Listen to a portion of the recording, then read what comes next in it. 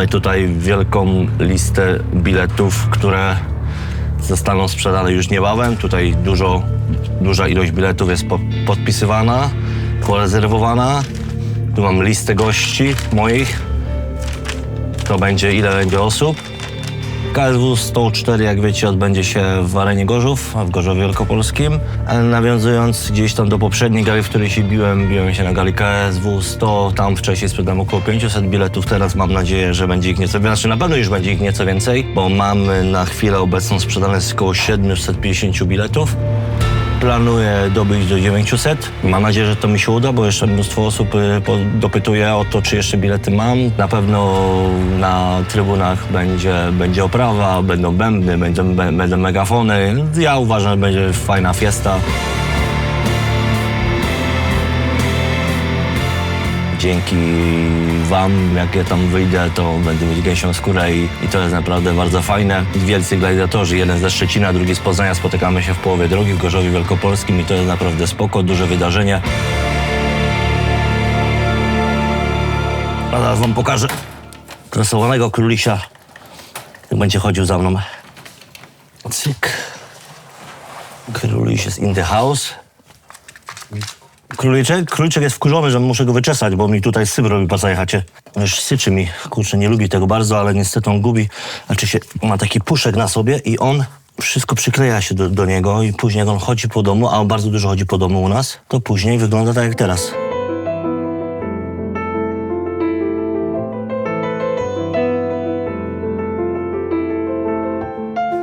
Jestem wujkiem Jana. Dostałem ten obraz 2023 rok.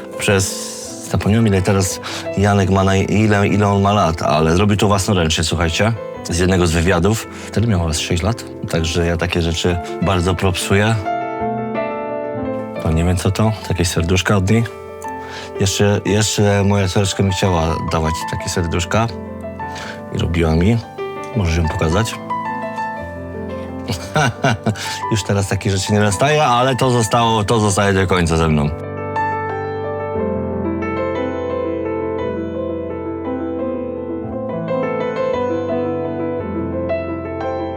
A tutaj mamy laurkę jeszcze z czasów, kiedy Wiśka nie chodziła do szkoły. Najbardziej intrygująca jest tutaj ta czarna kropka. Mianowicie ta czarna kropka, kiedyś miałem kurzajkę na stopie. Była ona wypalana. Jak była wypalana, to na szczęście się robi po prostu czarna. Śmieszna sytuacja właśnie, kiedy to pani przedszkolanka pyta się, a co to za czarna kropka? Mówi, a to jest ta kurzajka wypalona. I też tak zostało kiedyś, w ogóle myślałem, żeby to zrobić jako tatuaż, ale tak w sumie, wiesz, na przykład tutaj jako tle, ale jeszcze się na to nie zdecydowałem. Jestem po 2 ślubach. Dlaczego po 2 ślubach? Bo tutaj pierwsze wesele, impreza z Weroniką. Było to w programie Kto odmówi pannie młodej. Ja oraz 60 innych gości pod pretekstem tego, że miałby to być bal sportowca z racji z moich jakichś tam osiągnięć sportowych. Mieliśmy się wszyscy bawić na balu sportowca, a to nagle ja o godzinie 15 dowiedziałam się, że godzina 18 biorę ślub i to jest właśnie zdjęcie z tego wydarzenia. Przychodzisz na imprezę, tu ci przyjeżdża para młoda, a pan młody w ogóle nie wie, że będzie wesele. I to kogo wesele? Moje wesele. Marynarka też była przyszykowana pod pretekstem, że ktoś tam po prostu likwiduje salon z garniturami. No, czy jakbyś chciał tam za 100 czy za 150 zł garnitur, Piotrek, to dawaj znać. A jak tu Poznaniak, może nie rodowita, ale jak tu z Wielkopolski, jak chłop dowiedział się, że jest garnitur za 150 zł do wyrwania, to od razu podał wszystkie wymiary. I pod tym pretekstem to właśnie zrobiła, ukartowała, zatem oczywiście podałem te wymiary, ona to przekazała. Garnitur został uszyty. Ona pragnie być żoną. Ona jest szalona, tak. Miłość od pierwszego spojrzenia. Postanowiłam zabrać sprawy w swoje ręce. Za 3 dni to ona będzie się oświadczać. Poważnie? O, moja mama. Boże, co za pomysł w ogóle? Oświadczasz ty się Piotrowi? Co to jest? Nie no, spoko. Mętlik w głowie kompletnie. Teraz zobaczymy, co Piotr.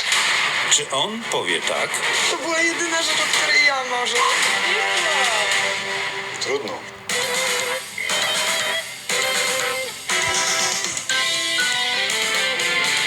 No.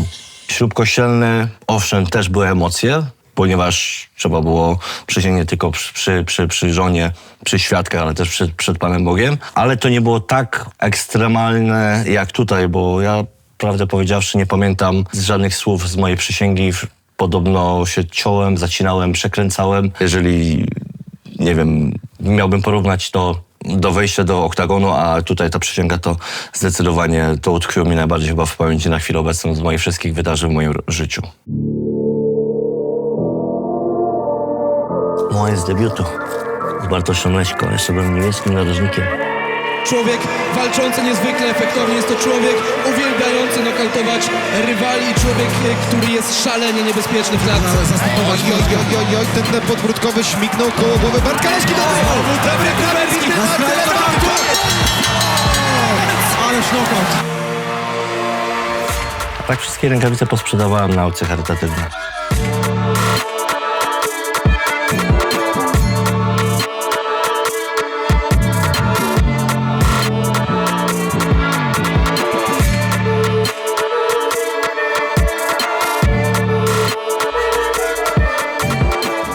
Tylko wezmę torbę.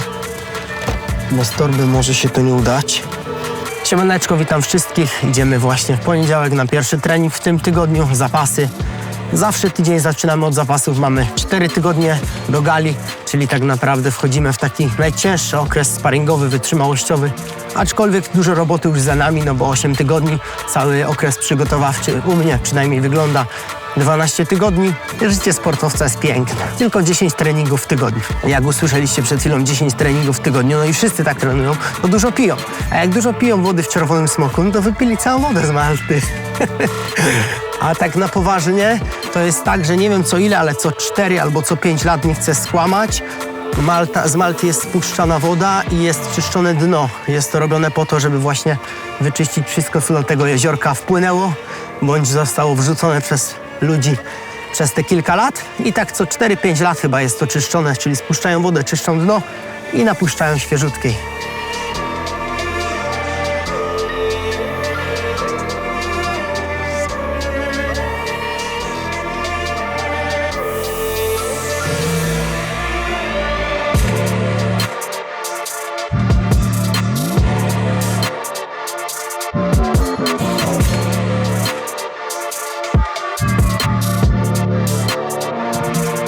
Seria 3 przegranych z rzędu nic nie zmienia. Romek jest nadal mega mocnym typem. Zaczął karierę od 2 przegranych i potem się rozpędził do kilkunastu wygranych, więc liczę teraz na dokładnie to samo. Zobaczycie Romana 2-0 albo nawet i 3-0. Romek daje bardzo widowiskowe walki, Maciek daje bardzo widowiskowe walki, także na pewno to będzie zajebiste widowisko. Dawaj, Robert! Uważam, że Romek jest bardzo silny psychicznie, a tu jest tylko kwestia wyciągnięcia odpowiednich wniosków i przepracowania tego. Tutaj mieliśmy dużo czasu i myślę, że ten czas nie został zmarnowany.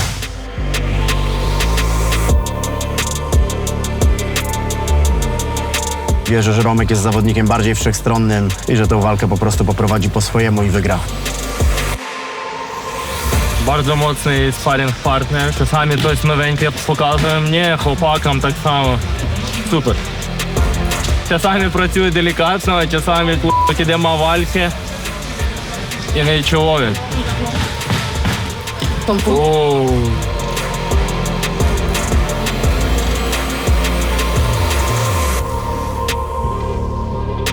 Dziękuję bardzo.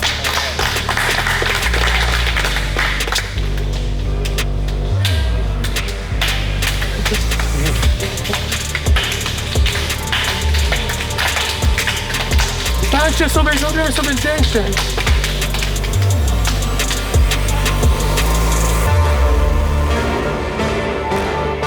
Wierzę z całego serca, że ta zła pasja Romana zostanie przerwana i to liczę na to, że będzie to spektakularne zwycięstwo.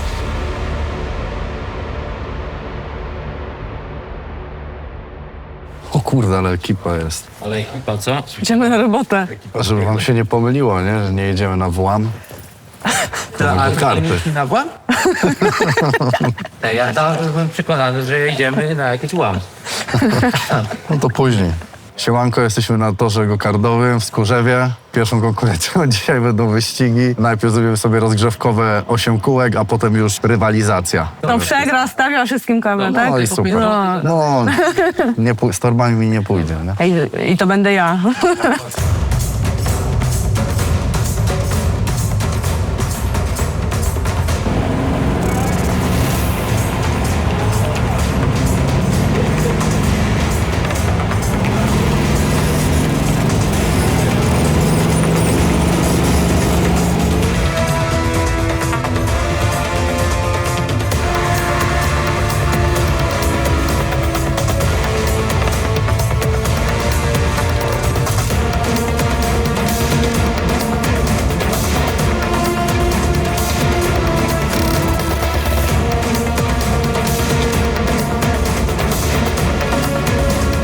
Chyba ustaliliśmy niesprawiedliwe, że przegrany, bo wiadomo, że Ewelina.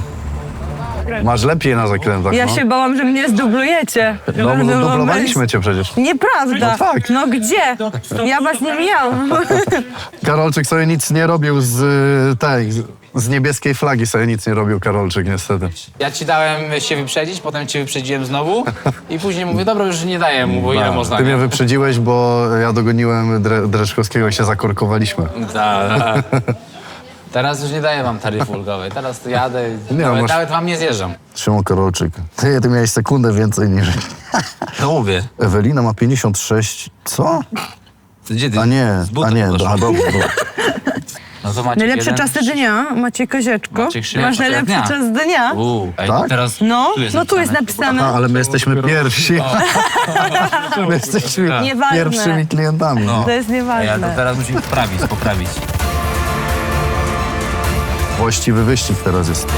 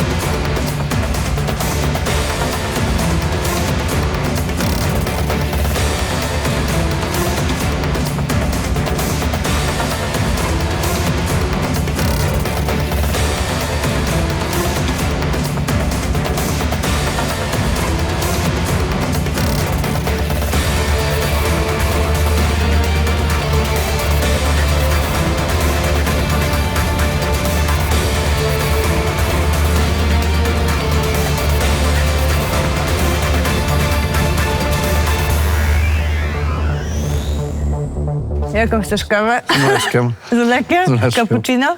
Może być. Dobra. Przegrałam, więc muszę kupić kawę. To teraz tak. 2 czarne i 3 razy cappuccino. Ogłaszam koniec tego challenge'u. Chciałam oświadczyć, że byłam pierwsza wśród kobiet. Brawo. Dziękuję. Albo postawimy ci kawę teraz. Tak, dziękujemy za kawkę. I to nie jest w ogóle kłamstwo. Nie, gdzie? Byłaś pierwsza wśród kobiet. Byłam pierwsza wśród kobiet dzisiaj. Gratulujemy ci. Dziękuję. Bardzo dobra dyspozycja. Dziękuję. No i co, i tyle, nie? Kończymy dzisiejszy wyścig i dzisiejszy dzień. No to jesteśmy właśnie po go-kartach. Wrażenia bardzo fajne. Udało mi się najlepszy czas wykręcić. Już pierwsze zwycięstwo mam za sobą. Z mojej perspektywy mogłem właśnie obserwować KSW na przestrzeni lat, bo brałem udział w KSW 36, teraz będzie KSW 104, więc bardzo długo jestem w KSW. No i też wiele się zmieniło, począwszy od tego, że kiedyś gala była 4 razy do roku. Bardzo ciężko było się dostać jakby na te gale, bo karty były zapełnione gwiazdami. Ja jako początkujący zawodnik, no ciężko mi było tam gdzieś się dostać. Swoją drogą też rzadko kiedy brani byli zawodnicy z takimi małymi rekordami jak ja. Wtedy chyba pamiętam tylko byłem ja, Gamrot i Anzor Ażyjew. Udało nam się gdzieś tam wkroczyć do KSW z małymi rekordami. To teraz już jest jakby normalne, że biorą młodych, perspektywicznych zawodników, którzy mają 1-0, 2-0. To jest teraz normalne, no ale to też zmieniło się dzięki temu, że gala jest co miesiąc i tak naprawdę teraz nie ma problemu jeżeli chodzi o załatwienie sobie walki. Myślę, że wręcz przeciwnie, że to KSW czasami może mieć teraz problem, żeby tych zawodników nazbierać na te gale. Na niektórych galach praktycznie 80% zawodników było czasami debiutantami. To też jest bardzo fajne, no bo się KSW przez to rozwija. Bardzo się stresuje na walkach brata, bardziej niż na swoich. Jakbyśmy mieli na tej samej gali walczyć, no to wiem, z czym to się wiąże, bo już raz tak walczyliśmy i kurde, to nie jest fajny stres już, jak mam myśleć o swojej walce, jeszcze o brata walce, no to jest ciężkie, nie? Wtedy było tak, że on walczył przede mną, cały mój narożnik też wyszedł z szatni, żeby oglądać tą walkę, ja nie chciałem, nie mogłem, musiałem się rozgrzewać w szatni. No i to takie oczekiwanie, jak oni wrócą, co mi powiedzą, czy będą mieli smutne miny, czy wesołe, czy wygra, czy przegra, a jak przegra, czy mi w ogóle powiedzą to, nie? No i na szczęście już z daleka widziałem, jak idzie trener Andrzej i już macha ręką, mówił, znokautował go, więc już wtedy mi ciśnienie zeszło, ale no do tego momentu, no to jest jednak ciężkie, nie? Bo i tak jest ciężkie dla mnie być w narożniku Wojtka i jakby no czuć tą bezradność taką, że nie mam jak mu pomóc i tak dalej. A jak zostałem sam w szatni i czekałem na koniec jego walki, no to już w ogóle się wtedy fatalnie czułem, ale no akurat wyjątkowo dobrze poszła nam wtedy ta gala. 2 nokauty. Było spoko.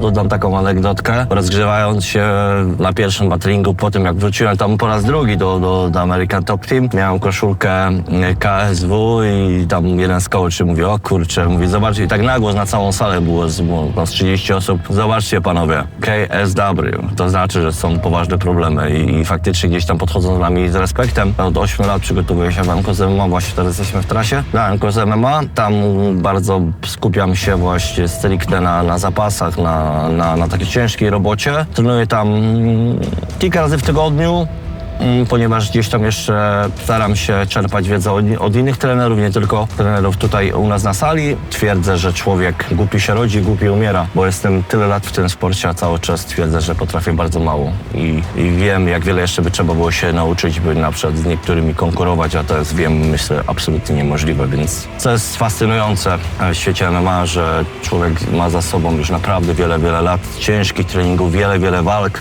łatwiejszych, trudniejszych, cięższych, szybszych, ale cały czas człowiek się rozwija i co jest też fajne, że cały czas chce chłonąć tą wiedzę jako zawodnik i się rozwijać. Myślałam, że nie zdążyłaś. Nie, spoko, wiesz co, bo gdzieś tam... ile tych biletów chciałaś? 2. Big deal. Dam ci tak, żebyś miała dobrze. Powodzenia w takim razie. Dziękuję bardzo. Dziękuję. Piotrek był w American Top Team. Fajnie, że porobił sobie z topowymi zawodnikami. To na pewno też budowało jego pewność siebie. Z kim się nie chwycę, to każdy mówi, że jestem na pewno pół ciężki, jak i ciężki. Ja, że mówię, że jestem średni, to absolutnie mi w to nikt nie chce wierzyć. No, bo oczywiście tutaj chłopaków z sali, bo już mnie znają na co dzień, ale gdzieś tam w Ameryce to każdy mówi, że jestem minimum pół ciężki. Też ta siła, będąc takim ciężkim na co dzień, po prostu ona się też przerzuca później na walkę. Myślę, że też to tak wygląda. Fizycznie jest mentalnie dobrze przygotowany, zostaje takie tylko końcowe nasze myszki, dodać do tego przygotowania i wszystko będzie dobrze. Wszyscy się staramy, żeby Piotrek też był w mega formie. Mamy w tej chwili bardzo fajną ekipę, jeżeli chodzi o kategorię 84 i trochę więcej.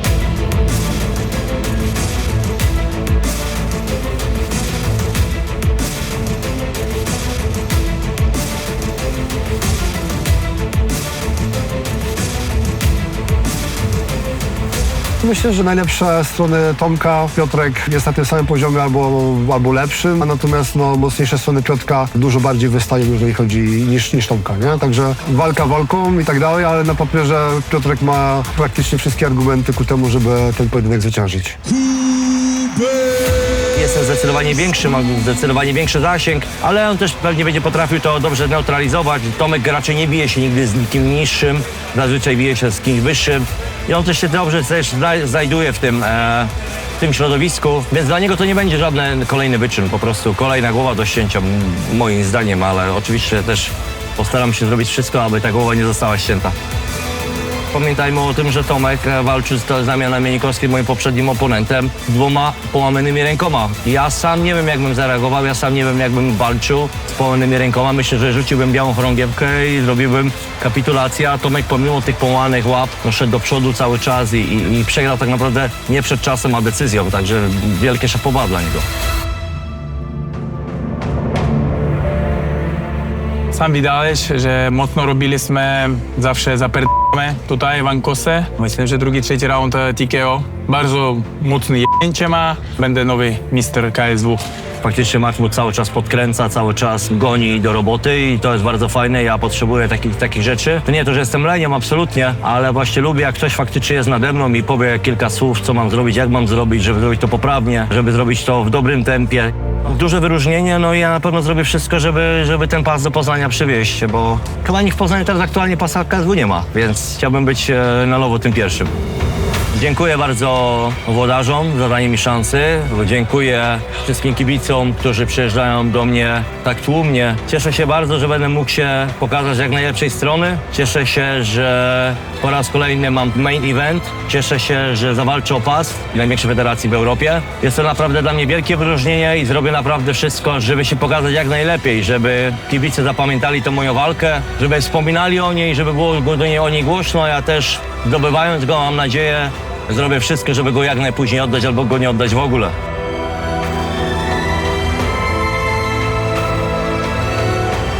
Zadanie domowe moje po każdym treningu.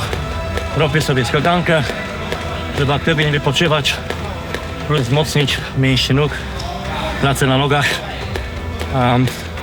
Żeby właśnie tak jak teraz widzieliście, taki ciężki trening, dawną prawie 1,5 godziny, a jeszcze po prostu na luzie.